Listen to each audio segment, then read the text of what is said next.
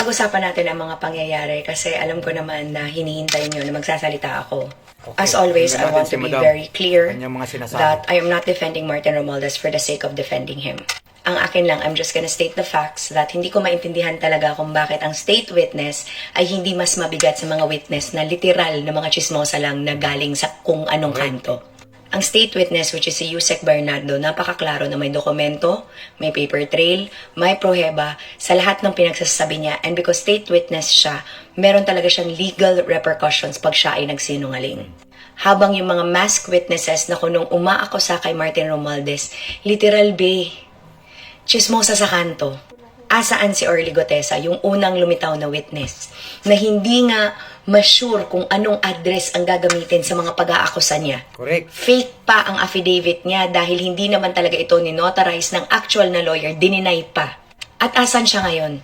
Bakit siya tinatago? Kung talaga bang totoo ang pinagsasabi niya, bakit siya tinatago? Yung pangalawang set of witnesses, yun nga, nakamask. Maniniwala na sana ako kung may papel silang hawak. B, papel lang naman ang kailangang ebidensya to prove yung lahat ng accusations nila. Habang yung tao na may actual na papel, like si Yusek Bernardo, kung saan tinuturo si Cheese Escudero, hindi nyo pakikinggan kasi hindi pasok sa narrative nyo. Hindi pasok ang sinasabi ng state witness kasi ipipilit nyo na ang tao na wala naman talagang link, walang papel, walang paper trail, walang kinalaman, ipilit at ipilit dahil kailangan talaga si Martin Romualdez ang may kasalanan lang. Ganyan na ba talaga kabobo ang tingin nyo sa sambayan ng Para ilihis Pilipino? kung ano talaga yung Na dapat totoo. talaga gagalitin nyo ang mga tao galing kay Martin Romualdez para mas matanggap nila ang pinagsasabi nyo kahit puro ito kasinungalingan.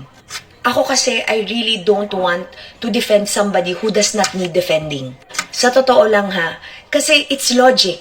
Pakikinggan mo ang chismosa sa kanto over a state witness? Diyos ko naman, alam naman natin kung ano yung dapat at ano yung tama, di ba? Pero dahil nga, ginagalit patuloy-tuloy ng mga tao, di ba? Sinisiraan si Martin Romualdez para lang talaga hindi mai-focus ang mga totoong Yan, ang may totoo. kasalanan. Correct. Na may ebidensya na klarong-klaro naman sana. Ganong kagaling Ito lang yung naman mga kasi yung Duterte. sinasabi ko, let's be realistic here.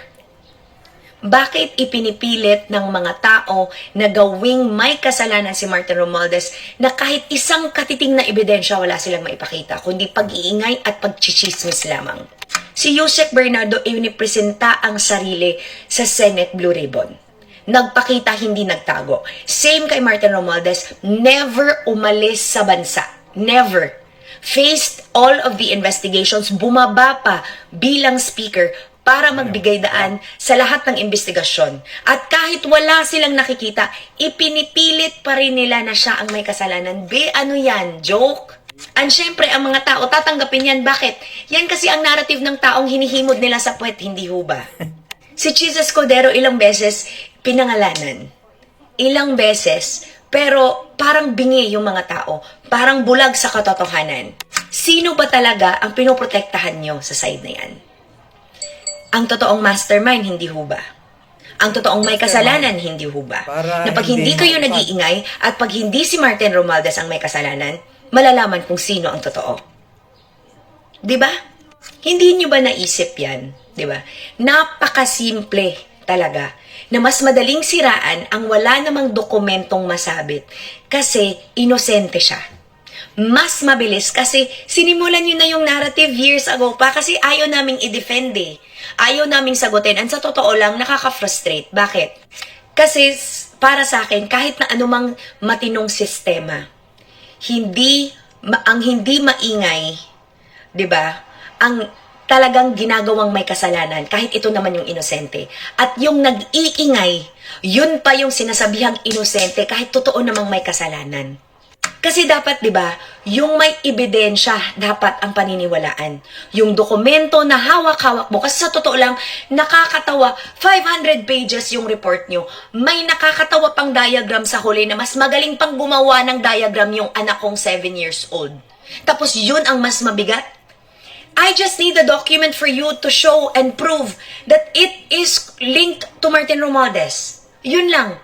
At the end of the day, mismo nga si Curly Descaya, sinabi nga niya, wala siyang direct link. Paano mo i-renovate ang property ng isang taong never mo na na-meet? At kung sinasabi man nila na connected lang at hindi mismo si Martin Romualdez, sino? Proof. Papel. Yun dapat eh. Ganon dapat. Pero hindi. Kasi ang pasok lang sa narrative, mas paniniwalaan dapat ang mga chismoso sa kanto kesa sa state witness. Diba? Kasi napakasimple lang naman dapat itong lahat. Kung walang dokumento, walang kaso. Yun. Kung walang pruweba, walang kaso. Correct. Kasi dapat ang ginagawa nyo, hindi dapat to for optics. Kasi yung mga ginagawa kasi lahat ngayon, for optics. Alam mo kung sino lang yung hindi nag-optics? Si Sunny Trillanes na diniretso sa korte ang kaso niya. Lahat ng akusasyon niya may papel. Oo, As in, limpak na papel. Na Yan ang totoong mapapasok mo sa isang pick-up. Pero kayong mga chismosa, wala. Yan ang totoong ebidensya. 500 pages nga yung report nyo, you're just wasting Filipino money by spending it on 500 pesos, 500 pages of a report that cannot even show us a glimmer. Kahit anino ng ebidensya, wala. Yun lang naman sa akin. Yun lang yung pinakakalma ko na way. 'Di ba?